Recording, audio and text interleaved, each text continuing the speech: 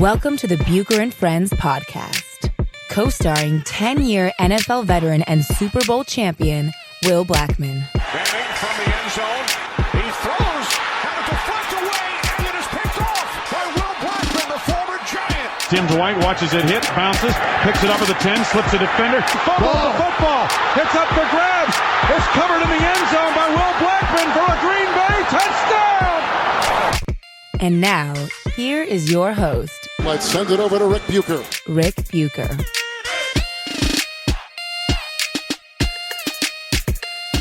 Welcome to another episode of Bucher and Blackman, subsidiary of Bucher and Friends, part of the United WeCast Network. I'm Ric Bucher. You can see me on FS1. You can read me on Bleacher Report.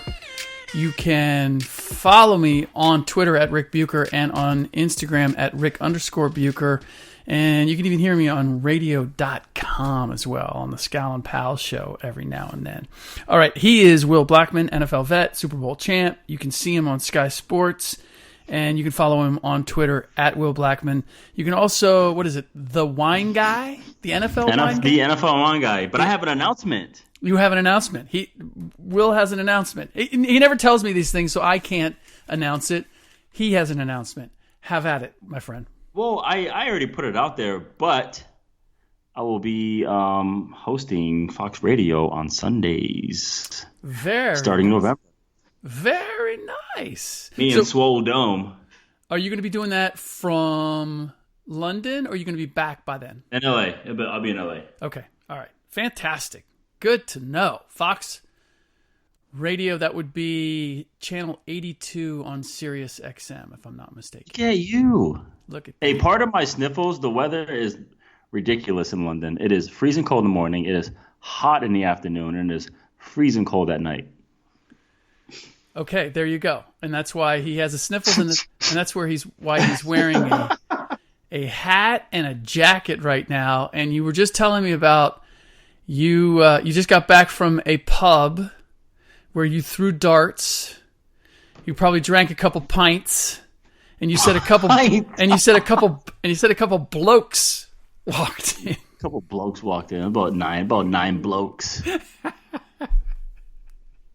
It's good to know that you're assimilating. You're picking up the vernacular as we would say. All right, there's a number of things that I want to get to. And the first, I wanted to utilize your expertise because we have a number of quarterbacks, young quarterbacks, who are suddenly on the scene. And we see this happen a lot where new flavor, new quarterback, young quarterback, they come in, big splash, whether it's Mitch Trubisky or Baker Mayfield. Those just seem to be the most recent examples. We're going to talk further about Baker Mayfield, but we have some really young guys that I don't know that we had even heard about or even knew that we were going to see play this year. Gardner Minshew with the Jags, Kyle Allen with the Panthers, Daniel Jones with the Giants. Daniel Jones less so that we didn't think we were going to see him. We thought we might, but yeah, but we knew he was the heir apparent. Right. The question I have for you is as you watch these guys play, because this is always the big shift for me, is when you have a young quarterback come in and defenses don't really have a whole lot of tape on them. They don't know how to exploit their weaknesses, how to defend their strengths. And once they get tape on him, and especially if they have an off season, it's like you come back and defenses approach them a completely different way. So what I'm really curious about, if you've been able to, I don't know how much you've been able to watch or whether tape is available to you in the way that you need to see it, like the coach's tape.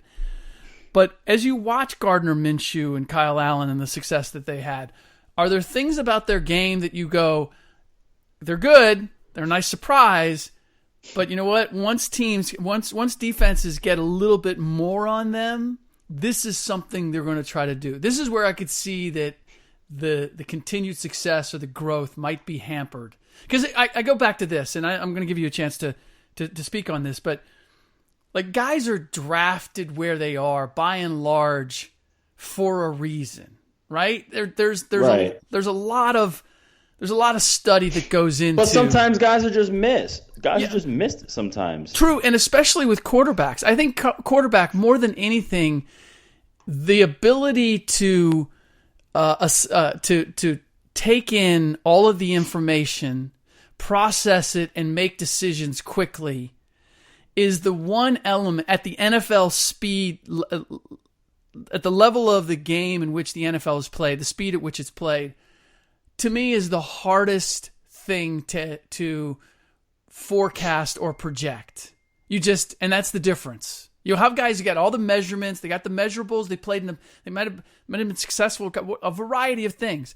But when the game speeds up at that position, not only do they have the requisite physical ability, but do they have the mental capacity to process the information and consistently make the right decision? And I think that's something you don't find out until you just throw the guy out there and you find out whether he can sink or swim.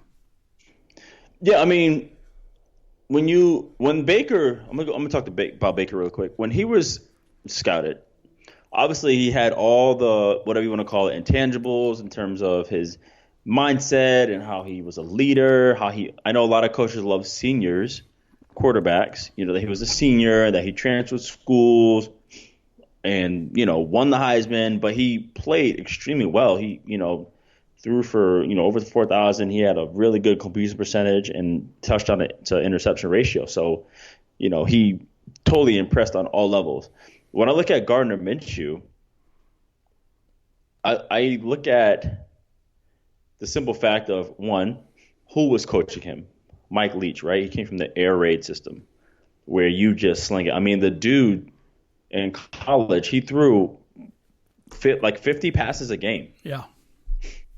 Okay. Well, he bounced around a lot too. I mean, he was a lot of different places. He was, but when he ended up at Washington State, he threw 50 passes a game, Rick. All right, he had 70% completion percentage, 4,700 yards passing. He had 38 touchdowns to 9 picks. It's pretty impressive. Yep. With a 147 rating. Okay. Like 600 passes, only 9 picks. Like, that's unbelievable. I think he was second behind Haskins in terms of most yards in college last year. Okay. So when I look at that, I look at a guy who's able to just sit back, process information, and just sling it. Like at the end of the day, you just play catch. Like it's not that complicated. You sit back, you drop back, you know where the guys are running, you find the open guy and throw it. Done deal. I feel like that's what Gardner is comfortable at doing. He's very, very comfortable in sitting back there and just literally playing catch. Okay, but he's a 6th round pick. Clearly, I understand that. For all that he did, I mean, you're giving all the reasons why he should be a success. So why was he a 6th round pick? Maybe because he bounced around. Maybe there was some. It's funny because when coaches go through this evaluation process, there are some things that I don't like. One executive said, Josh Rosen rubbed him the wrong way. Right. Like his energy, I just didn't like his energy. I didn't like how he was. So that's why I didn't like Josh Rosen. Like that's how it is in the evaluation process. It's like when my year, 2006. I mean, Mario Williams would walk into the room, and guys would be like, "I'm drafting him." It's a beauty contest. Yeah. Well, they're constantly trying to convince me, and I've seen it, where analytics and measurables and all that is if not taking over, certainly having a greater and greater influence. And so on one hand, I look at Minshew and I say, okay, well, the statistics, at least the numbers that he threw, like the numbers that you threw out there, that's pretty damn impressive. He's only right. It's like, can he play? You know, right. But what you're telling me is there's still a lot of subjectivity that goes into it. Josh Rosen's aura is going to influence whether you are going to draft him or not. And I wonder how much do you think that's just position? You think quarterback that they're way more sensitive to how a guy carries himself as opposed to another position. Offensive lineman, like I have a hard time believing that an offensive lineman they care about his personality. I would think that they care more about the length of his arms than they do. Well, they care about the personality because like that's the guy leading your team. Yeah.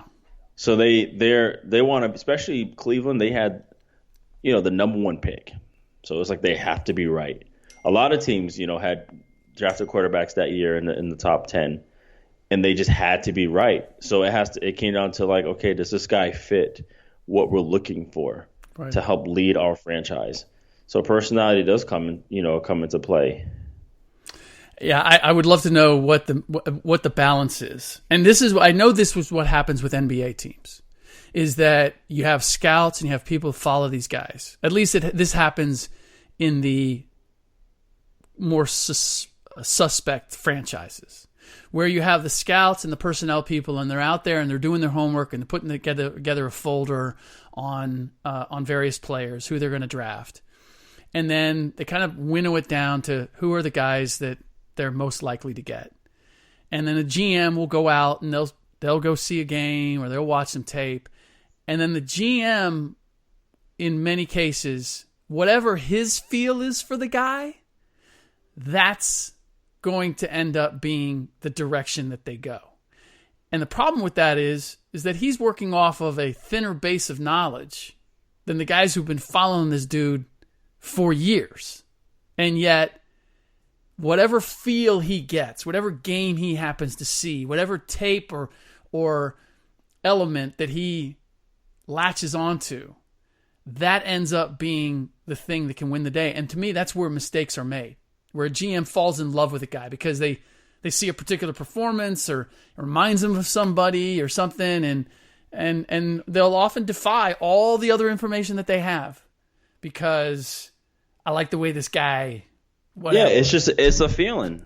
It's just a feeling, crazy. It's crazy though. It's crazy when you think about all of the time and money that's invested, and then it comes down and trying to give the guise of like we're really doing this from a scientific approach, and then it comes down to not so much. Sometimes it comes down to just a particular moment. I'm reading. I apologize. I don't know if you've ever read it. Malcolm Gladwell's Outlier. Outliers. Yeah, Outlier. Yeah. I've been meaning to read it. And I just started reading it. And it's fascinating that I am at this time with just what we're talking about because it's out for those who haven't read it. I highly recommend it. He's a wonderful writer, very accessible for rather complicated subjects. And he basically talks about like how arbitrary success can be. And it's not some of the prevailing things that we think creates success. A lot of it is like the sport that you play, the time of year in which you were born, and the sport that you play based on eligibility, arbitrary eligibility markers. So, again, so when you look at a garden, does that explain why we have, and maybe why now we seem to be having so many guys that we'd never heard of, never thought they were going to be any good, never thought of them as NFL quarterbacks, and now we have a host of them that are being successful? Or do you think there's something else going on with the game that may be causing this?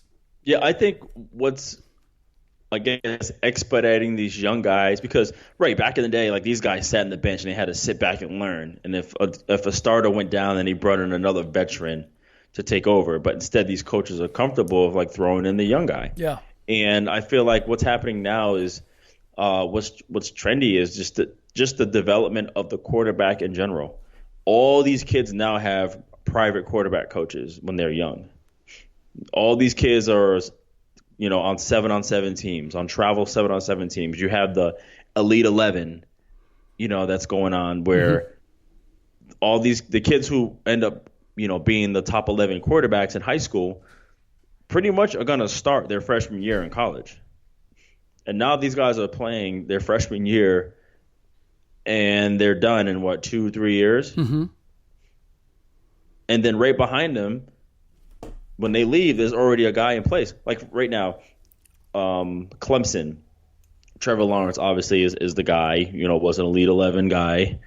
And now once he goes out, they already signed a kid, this DJ kid, a quarterback from St. John Bosco here in California, who's the number 1 quarterback in the country. For Clemson side. Same thing. You look at Alabama. They just signed a kid named Bryce Young out of Mater Dei, who's I think the number 2 quarterback behind the kid DJ. So they already got their successes. Yeah. Coming into play. Lined up. And when these 2 kids walk into campus, guess who's starting? Yeah. Those guys. Yeah. Same thing. You look at Oklahoma. Jalen Hurts is the guy, of course, but they have a guy behind him out of Arizona who was an Elite 11 kid. And so these guys are already trained to a certain extent where it's like they're ready to go.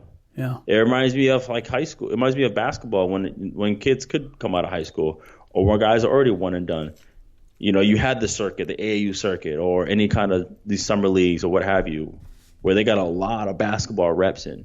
Football knowledge year round. Yeah. Interesting.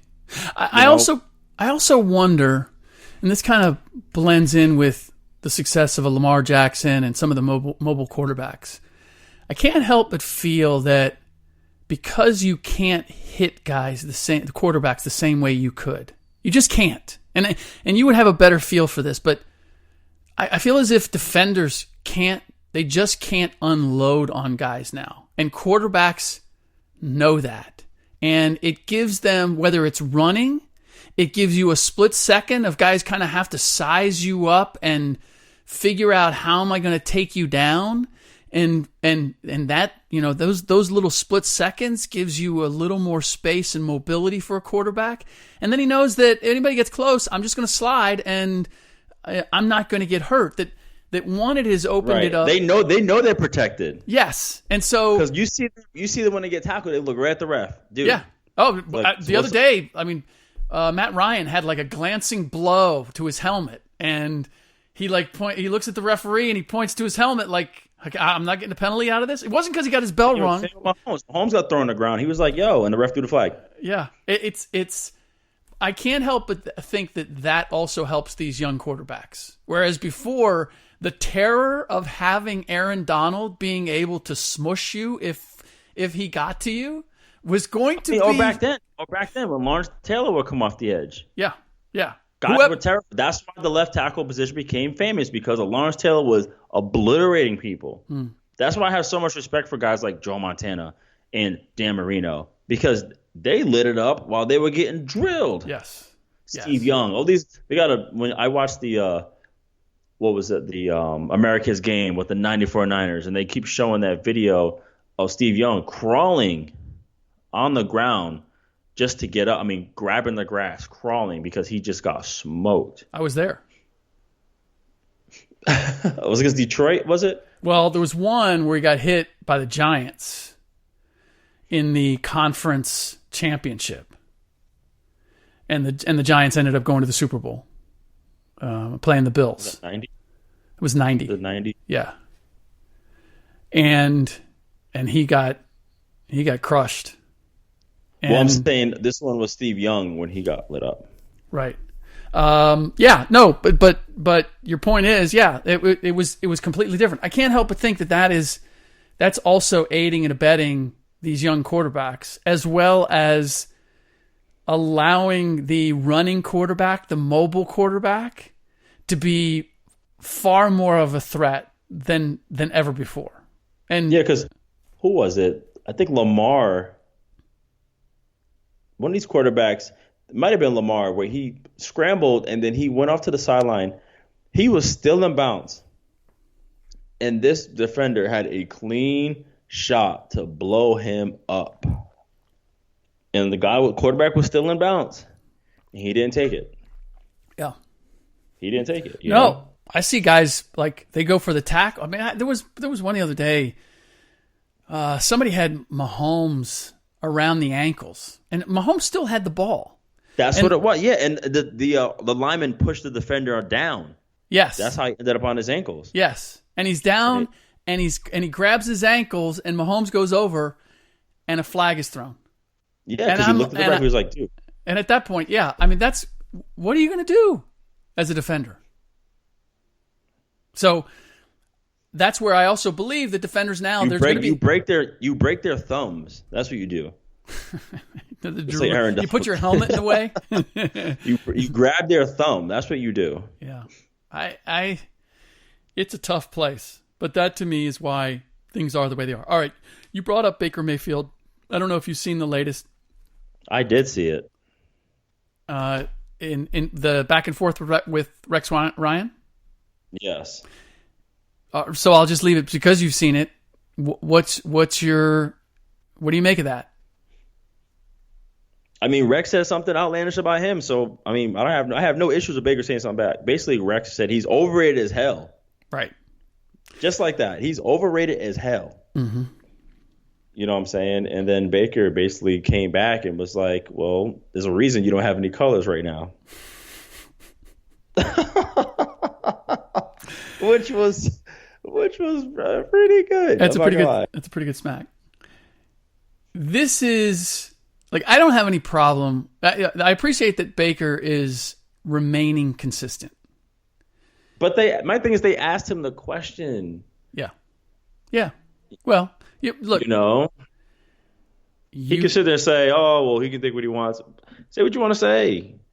He knows he's not playing well, but he doesn't care. He's still going to say what he wants to say. Right. How much everything that's going on with? Let me put it this way: for all that we're talking about Baker and his issues, and the Browns and their issues, the Ravens are 2-1. The Browns are 1-2. The Bengals and the Steelers are both 0-3. Do you see the issues that Baker and the Browns have as being an Achilles heel, like a flaw that they're not going to be able to get around? Or do you think that they're, one, because the division is down, that they can make the playoffs, win the division, wild card, or whatever? Or is there an inherent flaw with them that what we're seeing is a reflection of that? The only inherent flaw is just Freddie Kitchens' inexperience as a head coach. What about the offensive line? The offensive line, yeah, that is an issue, but I feel like you can overcome it. I mean, look at New England. He lost his starting center. Mm-hmm. They lost 2 other O-linemen. And they're still figuring out ways to overcome it and still beat down teams.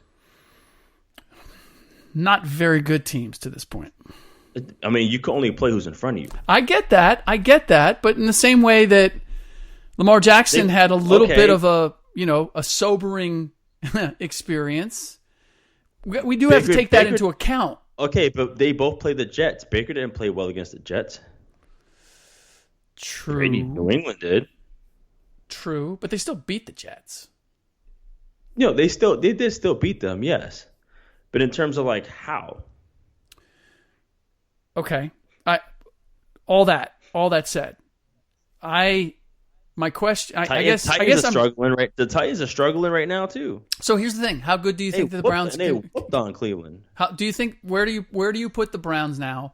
After 3 weeks, after seeing everything, where do you put the Browns in the division? Just in terms of who's the best team, second best team, etc. How would you rank them? I think right now they're third in division, behind the Steelers and the Ravens. Yep. Wow. Okay. Why do you put them behind the Steelers? I think the Steelers, I feel like they can, I think defensively they can find ways to kind of overcome what's been going on. It's tough because they did get 5 turnovers and still lost to the Niners. Mm-hmm. But right now, because I feel like Cleveland's at a crossroads. This game this weekend versus the Ravens is going to be a huge huge game for them just to establish their identity, to see who they are. And I spoke about this before. I said, this team on paper looks fantastic. But how is the culture in the building? Yeah. What's going to happen once they end up losing games right away? Okay, so once they lose like game number 3, yeah, it's like what's going to happen? I looked at the first game, the one they lost, and they had a gang of penalties, like personal foul penalties too. Like you're going to have a guy kick somebody. That goes back to Kitchens. So, but to that end, that's what makes me think that this thing isn't salvageable this year. That it's not, and I think it's still early. All right, but when we talk about culture, if you got a good, you and I have talked about it. You talked about it with the Jags, all the games that you guys lost, but the culture was good, so you knew it would turn at some point. If the culture is not good in Cleveland, if Freddie doesn't have the respect of that team, it's like I look at the Bengals right now. I have no hope that they're going to turn this around. Not even because of the talent, it's because of the effort. They've demonstrated in a multitude of ways that they do not respect this coaching staff. How are you going to get these guys to turn it around when it starts there? I have no hope that the Bengals that's going to change for that reason. And I would say the same when it comes to the Browns. If you're not starting with discipline, I don't know that you can insert it or develop it 3 weeks, 4 weeks in the season. My thing is, I don't know who on that team can help it, because you can eventually snap out of it and figure it out. The year we won the Super Bowl with the Giants, we ended up making the playoffs being 9-7. 9-7 means that there was a lot of adversity during that season. There was at one point where we put our season in jeopardy because we dropped 2 games. We lost 2, and then we finally we beat Dallas to win the division to get in the playoffs. And then we had a major heart-to-heart that week before we played Atlanta in the wild card game to let's figure it out. Even went up and met with the defensive coordinator. Like, hey, let's run these. We told him, let's run these plays. Because we feel like we can do these the best. Right. However, my point, though, is we had those type of guys on our team that would take ownership and that would truly, Coughlin didn't have to say much. So do you think those guys are in Cleveland? That's the question. I don't know if they are. Yeah. I don't know. I don't know if there's too many. Like I said, once adversity strikes even more, how many lieutenants are there? Like, who is the person? Because these guys are still relatively young. Jarvis Landry's young. Odell's young. Baker's young. A lot of young guys.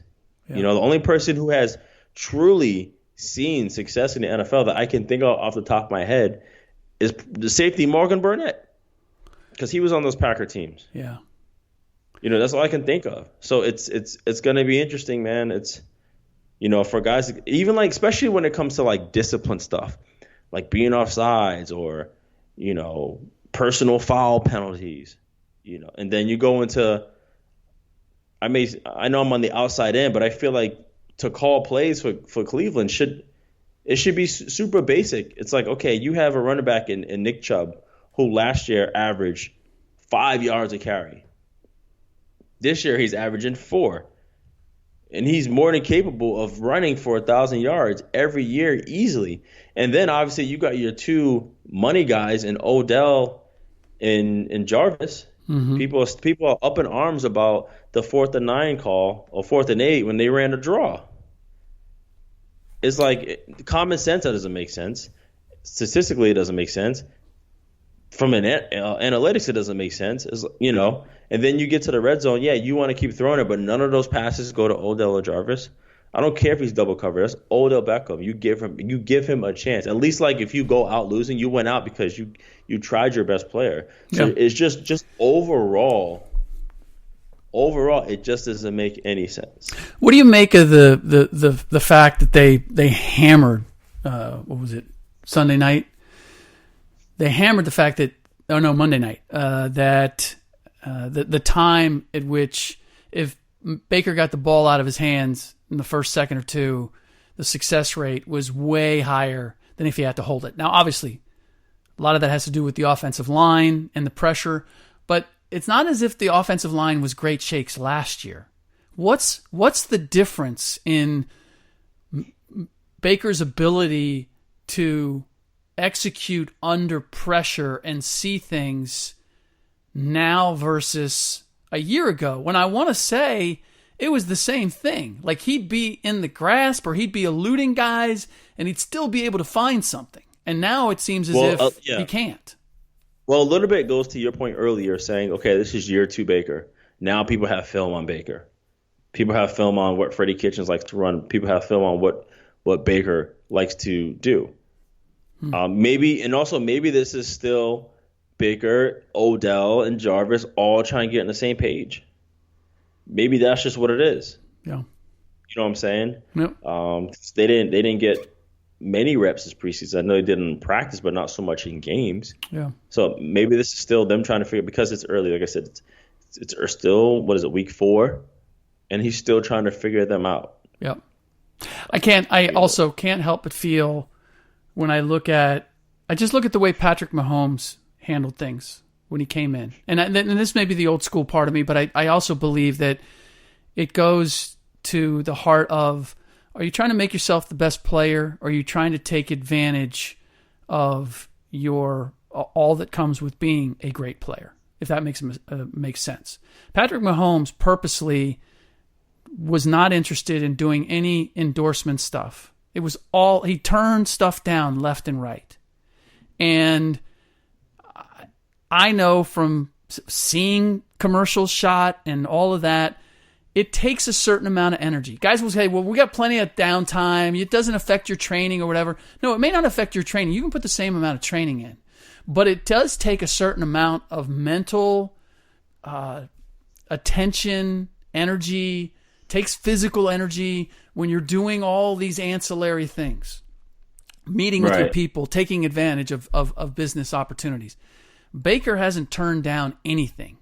Baker has taken full advantage. And, on one respect, good for him, and that you're doing it, and it's good for Cleveland and everything.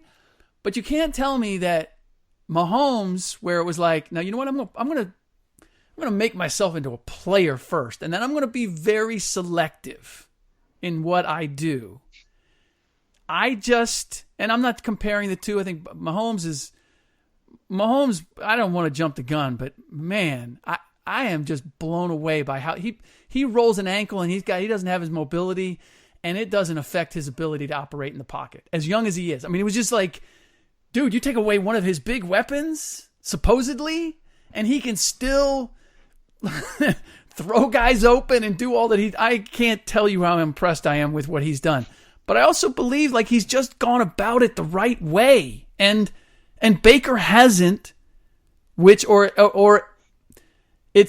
leaves him open for criticism that he's experiencing what he's experiencing because of the way he's approached things. Is that fair? No, I understand that, because even when I was on the herd with Colin, he wasn't a fan of him shotgunning a beer at a baseball game during training camp. Right. It's like, right, you're all in the spotlight, and I get what he's trying to do. He's he's changing the culture in Cleveland, which I feel like he already has. And in Mahomes' case, it's the culture in Kansas City is good. It's great. Yeah. And then you have a Hall of Fame coach in Andy Reid right there with you. With Andy a ton Reid, of experience. You give him Favre, you give him McNabb, whoever, like tons of experience. So just that, and that's just his style. Yeah. In terms of what Pat's doing, and Baker, he's really, like, right now Mahomes' mission is to, I want to throw for a gazillion yards and win the title. Okay. Kansas City, there's no pressure on him from Kansas City. They are who they are. They have a great front office, great coaching staff, even down to Eric Bieniemy and Greg Lewis on the staff, and Steve Spagnuolo coming in as the defensive coordinator. Like they're good. But Cleveland, Baker came in here like, okay, we haven't won a game. Look what's going around here. People don't even love football. I'm going to take it upon myself to change this culture. Yeah. Because not only did we like not win a game, but LeBron left. Yeah. Yeah. This city is dark. It's on a different level, yeah. Rick. But let me look at like way back, early like mid 2000s, like 2010 or 11. Okay. With Richard Sherman. Yeah. He went to Gus Bradley, who was a defensive coordinator at the time. It was like, Gus, you got to let me do my thing. You got to let me talk. You got to let me talk trash to people, talk trash in the media, and just be myself. He said, because right now nobody is watching us in the Pacific Northwest. And Gus is like, oh, I don't know, man. Like he's like, and Sherman's like, trust me, I'm gonna do my part. That's the key thing, though. He's gonna do his part. Yeah, you got to back it up.